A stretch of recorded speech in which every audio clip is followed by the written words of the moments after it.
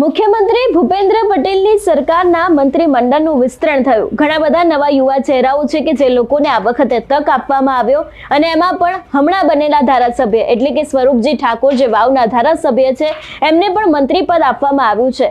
પરંતુ ક્યાંક અત્યારે હાલ સ્વરૂપજી ઠાકોર અને બનાસકાંઠાના સાંસદ ગેનીબેન ઠાકોર છે એમનો એક વિડીયો અત્યારે સોશિયલ મીડિયામાં ચર્ચાનું કારણ બન્યું છે, કારણ કે ગેનીબેન ઠાકોર દ્વારા સ્વરૂપજી ઠાકોરને કાનમાં એવું કહેવામાં આવ્યું છે કે તમારે મારો આભાર માનવો જોઈએ। વિગતે ચર્ચા કરીએ સમગ્ર વિષયની। નમસ્કાર, હું હંસિની અને તમે જોઈ રહ્યા છો નિર્ભય ન્યૂઝ।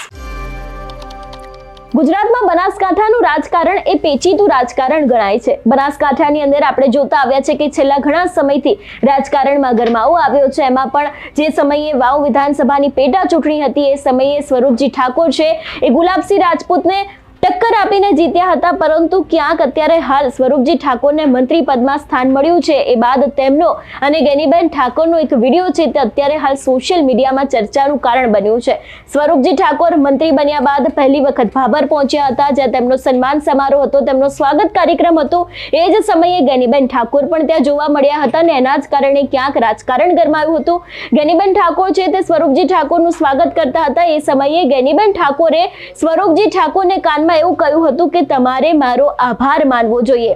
આ એક વાક્યના કારણે રાજકારણમાં ઘણો બધો ગરમાવો જોવા મળી રહ્યો છે અને હવે ક્યાંક આ જ રાજકારણની અંદર એક મોટો વળાંક આવી શકે છે એવી પણ શક્યતાઓ લાગી રહી છે। સૌથી પહેલા તો એ વાયરલ વિડીયો ઉપર નજર કરીએ અને બાદ આ વિષયને લઈને વિગતે ચર્ચા પણ કરીએ।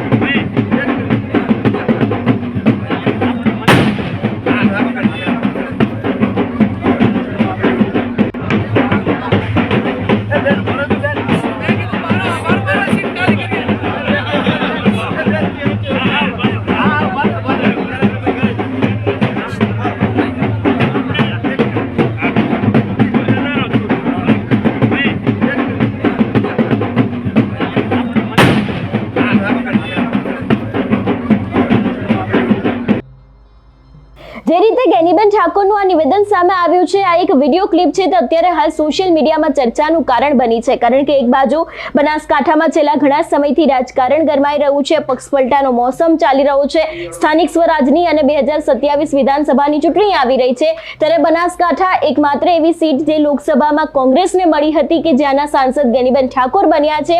આપણે જોયું હતું કે વાવ વિધાનસભાની પેટા ચૂંટણીમાં પણ ક્યાંક ને ક્યાંક રસાકસી જોવા મળી હતી અને અંતે જે છેલ્લે 3 થી 4 રાઉન્ડ એમાં સ્વરૂપજી ઠાકોરે બાજી મારી હતી અને ગુલાબસિંહ રાજપૂત જે કોંગ્રેસથી ઉભા રહ્યા હતા એમને ટક્કર આપીને તેઓ આગળ નીકળ્યા હતા। પરંતુ ખાસ કરીને અત્યારે હાલ સ્વરૂપજી ઠાકોરને આ વખતે મંત્રીમંડળમાં સ્થાન આપવામાં આવ્યું છે। સ્વરૂપજી ઠાકોર છે એ પણ એક યુવા ધારાસભ્ય છે, મંત્રીમંડળમાં તેમને ઘણી બધી જવાબદારીઓ સોંપવામાં આવી છે, પરંતુ એની પહેલા ક્યાંક ને ક્યાંક જે રીતે ગેનીબેન ઠાકોર જે બનાસકાંઠાના સાંસદ કોંગ્રેસના છે ને એની જ સામે ભારતીય જનતા પાર્ટીના વાવના ધારાસભ્ય અને નવા બનેલા મંત્રીનો આજે વિડીયો વાયરલ થયો છે, એના ઉપરથી અનેક એવા તર્ક વિતર્ક સર્જાઈ રહ્યા છે, કારણ કે ગેનીબેન ઠાકોર છે એમને સીધું જ એવું કહી દીધું છે કે સ્વરૂપજી ઠાકોરે તેમનો આભાર માનવો જોઈએ એવી પણ વાત છે તે સીધી ગેનીબેન ઠાકોર દ્વારા કહેવામાં આવી છે। આ એક વિડીયોના કારણે ઘણા બધા તર્ક વિતર્ક સર્જાઈ રહ્યા છે કે શા માટે થઈને ગેનીબેન ઠાકોરે સ્વરૂપજી ઠાકોરને આવું કહ્યું હશે। એક બાજુ ભારતીય જનતા પાર્ટીના નેતા, એક બાજુ કોંગ્રેસના સાંસદ અને ખાસ કરીને જે ભાજપના એક તરફના ધારાસભ્ય અને બીજી બાજુ નવા બનેલા મંત્રી અને એની જ સામે કોંગ્રેસના સાંસદ વચ્ચેની આ જે વાતચીત છે એના કારણે ક્યાંક ને ક્યાંક ગુજરાતના રાજકારણમાં પણ અત્યારે હાલ ખડભડાટ જોવા મળ્યો છે। એટલે હવે ખાસ કરીને આગામી સમયમાં જોવાનું રહેશે કે જે રીતે અત્યારે હાલ આ વિડીયો સોશિયલ મીડિયામાં વાયરલ થયો ચર્ચાઓ છે, જે રીતે જ્ઞાનીબેન ઠાકોરનું આ મોટું નિવેદન સામે આવ્યું છે એના ઉપરથી હવે ક્યાંક રાજકારણની અંદર એક મોટો વળાંક આવી શકે છે અને ખાસ કરીને ક્યાંક મોટી નવાજૂની થઈ શકે છે એવી પણ શક્યતાઓ લાગી રહી છે. તમારું શું માનવું છે આ વિષયને લઈને અમને કમેન્ટ કરીને ચોક્કસથી જણાવજો. તેની સાથે અમારી ચેનલ નિર્ભય ન્યૂઝને લાઇક, શેર અને સબસ્ક્રાઇબ કરવાનું ભૂલશો નહીં. નમસ્કાર.